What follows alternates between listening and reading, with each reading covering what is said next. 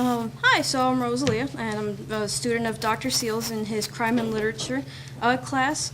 And today I'd like to discuss the evolution of a genre, which again is crime and literature. And through that, how they use the narrator's sidekick character and the femme fatale to do that. And for that, you require a detective.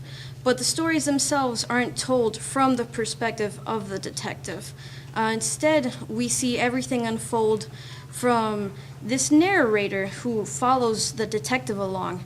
Like in the Rue Morgue, we don't actually, there's the unnamed narrator, and we see everything through his eyes, and in Sherlock Holmes stories, it's Dr. Watson. And since we're not directly in the detective's head, the narrator needs to have a really close relationship to the detective. In both of these stories, they live together, they're great friends, they spend a lot of time together, and of course, they solve the crimes together. And they use each other's strengths and weaknesses to do that. Like Sherlock Holmes, he's incredibly smart, and he pays great attention to detail, but he also lacks some really common knowledge, I guess. Like maybe the fact that the world is round, and if you don't really know that, you probably need someone to help you out, get through just everyday life, which is we're glad that he lives with Watson. Watson is a great doctor, and a lot of his medical expertise, Sherlock sort of picks at his brain to figure out maybe how someone was murdered.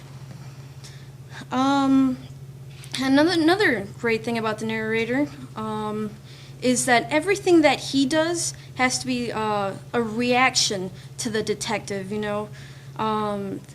There's not a lot of initiative coming from him, which I think is sort of what helps it evolve later on into the next topic that I'll be discussing, which is noir literature. But before that, another thing that I think is important is that I feel that Arthur Conan Doyle and other people that have worked with Sherlock Holmes stories have played with this idea that that maybe Watson and Sherlock have more than just a friendship between them, that there's sort of this homoeroticism.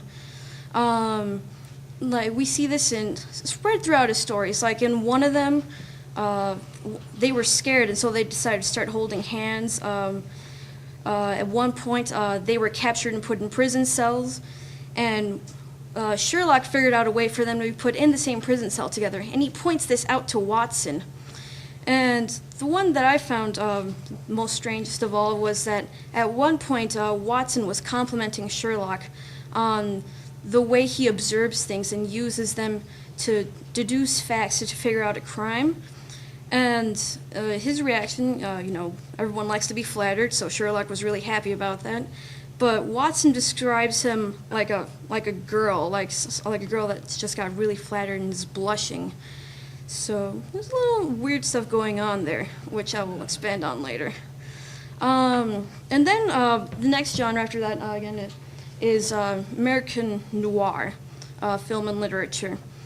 And what makes that so different from British style of crime literature is that in noir, there's always this really dark sense of doom that even if you do solve the crime, maybe the world that the people are living in isn't better. Like catching the murderer isn't going to fix anything. And the protagonists themselves, which aren't always detectives, they could be like PIs, or like in Double Indemnity we don't really have a detective in that one. The protagonists themselves aren't always good or bad. They could be either one. Like an example of a good detective would be Philip Marlowe, who appears in Raymond Chandler's stories, and he's a PI. And I'd like to think that he's more of a good character because he has his own sort of code of ethics that he follows, and he's loyal to the client. He'll do anything for them. The only bad thing about that is he's so loyal to them that he'll break the law. And then on the other hand, we have more of a bad detective, like Sam Spade from the Maltese Falcon, where we see him take advantage of people like Bridget O'Shaughnessy just for their money. He lies to the police, and all because he can. He doesn't like to feel that he's been played with. And a great character to result from American Noir is the Femme Fatale. The femme fatale is French for the deadly woman, and everything about her is meant to test and to just ruin the protagonist in the story. She is the embodiment of desire, and she uses her sexuality and her desiredness to make the protagonist do whatever she wants because she has her own agenda. And I think that's interesting as well because compared to the narrator, like Watson, there's nothing really he's trying to do. He's just follow Sherlock around. Whereas the femme fatale, like Bridget O'Shaughnessy in The Maltese Falcon, she's trying to find this falcon. Or Phyllis Dietrichson from Double Indemnity. She's trying to get all of her husband's money and figure out a way to kill him without herself being blamed for the murder, I guess. And they use the protagonist to help them get away with it, by using either their sexuality or just lying to them. Or like Bridget O'Shaughnessy, she was paying Sam Spade for a lot of it. And I think that's also amazing that they could take initiative themselves because we don't need the detective to get the story to move along. And the way that I feel that one resulted in another, that British literature turned into noir is with these two characters, the narrator and the femme fatale, because they're both used to accentuate the traits of the detectives in both stories. More in like British literature, their differences are what helps them get along better together and in the end fix the world that they live in. Whereas in noir, it could be either that their differences help them solve the crime, or that instead they tear each other down. They make their lives worse for themselves. Like Phyllis Dietrichson and Walter Neff again in Double Indemnity, as you can see here. At first they started working together because I guess Walter Neff really likes ankle bracelets for some reason.